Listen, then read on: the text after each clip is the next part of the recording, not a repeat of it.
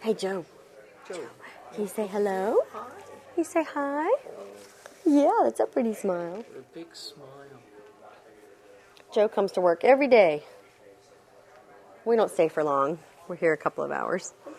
He comes every day. This is his store. Part of it is such an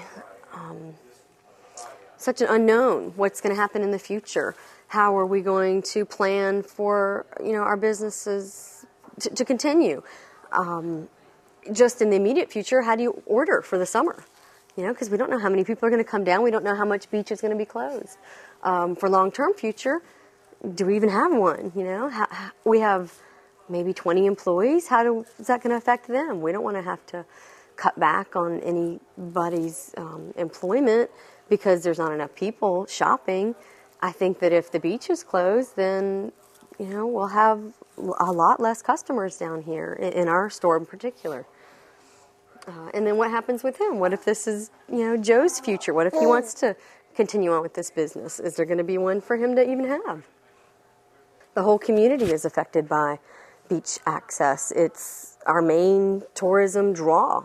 And it's not just people that go fishing or even use their four-wheel drives on the beach. It's people to be able to walk in areas, to go, pick up seashells or go swimming or sunbathing. It's, an issue that's going to affect everybody down here.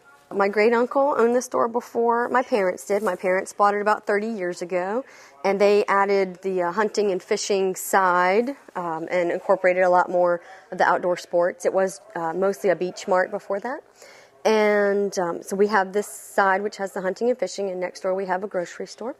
My brother and I both went off to college and moved back here to Cape Hatteras to work here with our parents.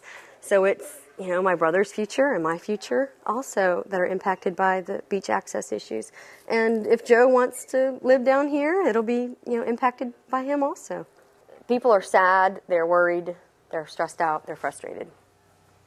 If the beaches are closed, if we are impacted like we all fear that we will be, it'll be a much smaller community.